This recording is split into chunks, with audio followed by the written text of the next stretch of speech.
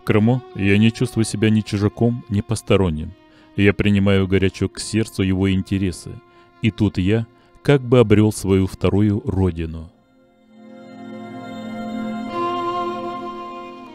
Эти слова принадлежат человеку замечательному и незаурядному, ученому-плодоводу и помологу Льву Платоновичу Семеренко. Имя его давно стало нарицательным. Все знают популярный сорт яблок Ренет Семеренко. Лев Семеренко происходил из старинного казацкого рода. Он родился в феврале 1855 года в селе Млиев Черкасского уезда Киевской губернии в семье сахарозаводчика и инженера Платона Семеренко. Образование получил приличное: начальное дома, среднее в частной гимназии КНЕРе в Одессе, высшее в Киевском и Новороссийском университетах. На последнем курсе университета защитил диссертацию по органической химии. Ему была присуждена научная степень кандидата естественных наук. Казалось, впереди его ждет научная карьера. Однако увлечение революционными идеями кардинально изменили жизнь молодого ученого. Семеренко принимает активное участие в студенческом революционном движении. Трижды его арестовывали и содержали в тюрьмах за распространение запрещенной литературы и оказание материальной помощи народовольцам. С октября 1877 по январь 1878 года в Санкт-Петербурге проходил суд над фигурантами так называемого процесса 193 над революционерами-народниками, участниками хождения в народ. Подсудимые обвинялись в создании организации с целью свержения существующего строя. 28 человек были приговорены к различным срокам каторги. Лев Семеренко был выслан в административном порядке. Под гласный надзор в Восточную Сибирь, содержался в Мценской пересыльной тюрьме, а с 16 сентября 1880 года водворен в Красноярске. По постановлению особого совещания срок пребывания в Сибири под надзором ему был определен в 5 лет. Отбыв 8-летнюю ссылку, Семеренко покинул Сибирь. В 1887 году Лев Семеренко вернулся из ссылки. Ему было разрешено поселиться на родине, в селе Млиев, без права проживания в столичных и губернских городах России. В течение последующих 12 лет он находился под надзором полиции. А вскоре начался крымский период его жизни. Впервые Семеренко посетил Крым в августе 1888 года. Он приехал на полуостров Усталый, с издерганными нервами. Но тут незаметно, как бы по волшебству, тяжелое прошлое стало застилаться туманом забвения. И явились бодрое, умиротворенное настроение и жажда деятельности.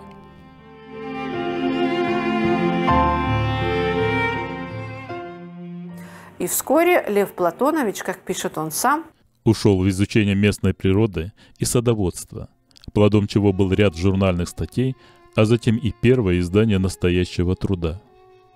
Речь идет о большой работе «Крымское промышленное плодоводство», вышедшей в 1891 году. И вот как начинается его книга «Крымское промышленное плодоводство». Я более чем неравнодушен к Крыму, к его дивным картинам природы, к его горам, к его воздуху. С ним у меня было связано много самых светлых переживаний, и при каждом новом посещении этого чудного края я оказываюсь опять и опять во власти каких-то жгуче опьяняющих ощущений, как их самый первый приезд сюда.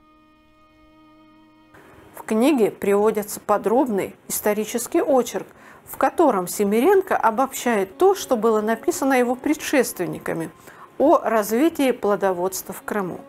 В ханские времена встречались кое-где и по другим долинам сады и садики более-менее небольших размеров, которые принадлежали татарам, караимам, а также грекам и армянам, выселенным впоследствии в нынешние Мариупольский и Нахичеванский уезды. В старину, пишет автор, на поливных местах разводили в большом размере на Бельбеке, но в особенности на южном берегу Крыма, лен. Получаемое там волокно дорого ценилось, так как славило своей белизной, тониной и вместе с тем крепостью.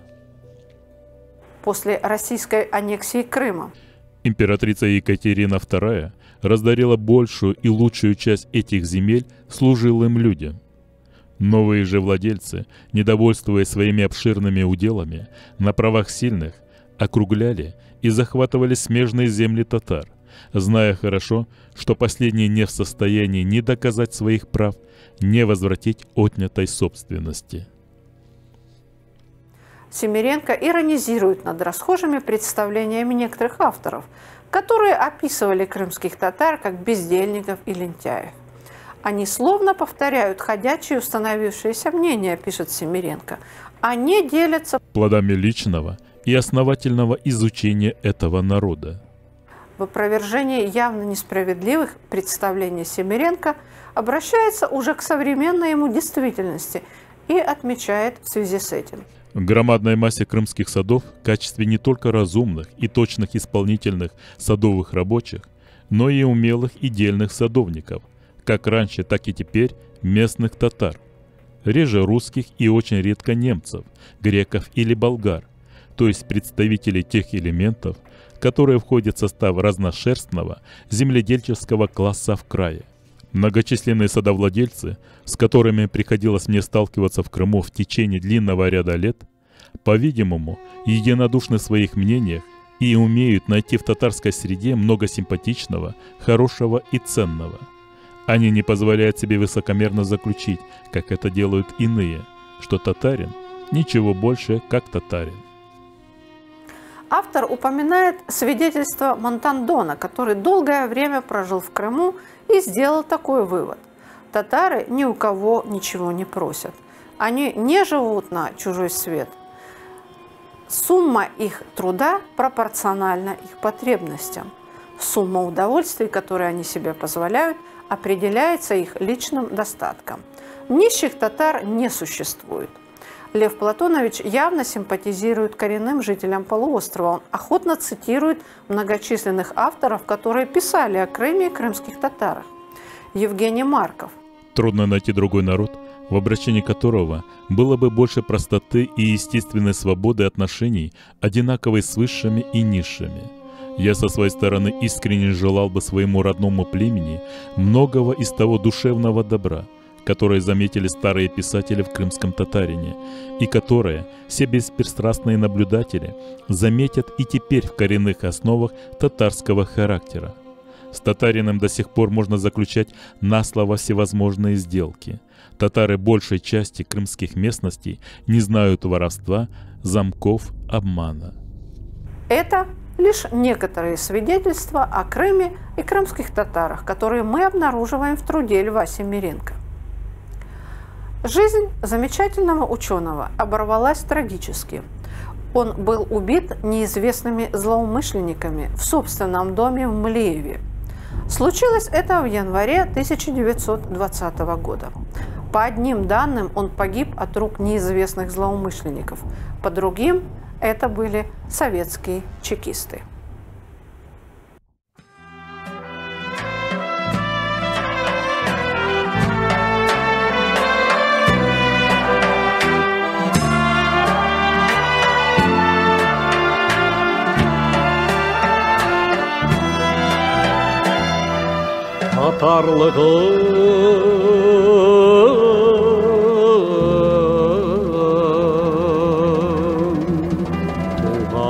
туғанда ери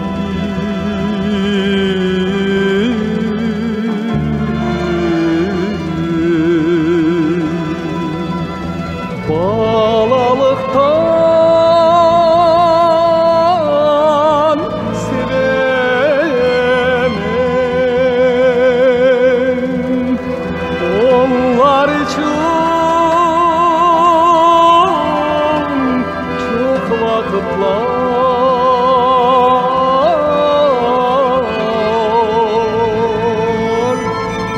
cilayda canan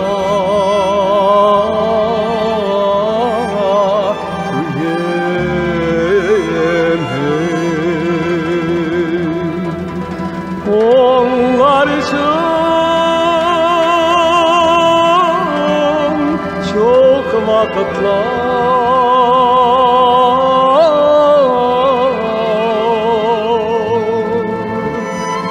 Cilayda yanar kıyemet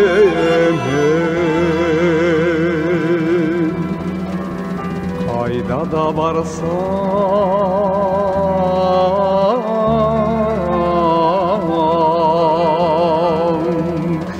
Kayda da baksam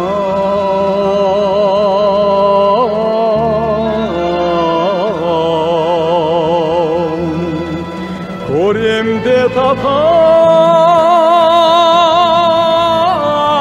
saçılgan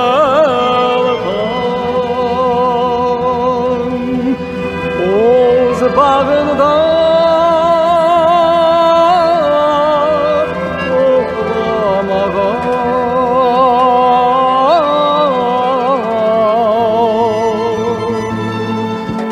Yok bir gülü açılgan Oğuz bağında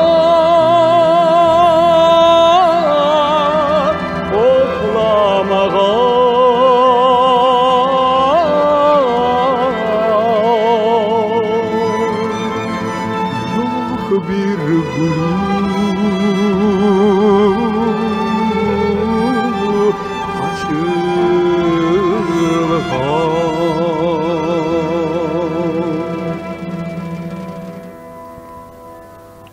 Tatar var mı deyip kim soray Mına men barman Tatar var mı deyip kim soray Mına men barman Adın sanın pek tanıgan Yaşa parman Soyun sopun tanımagan Soysuzlarga adın sanın tanımagan Soysuzlarga burada uçman gerekmeysin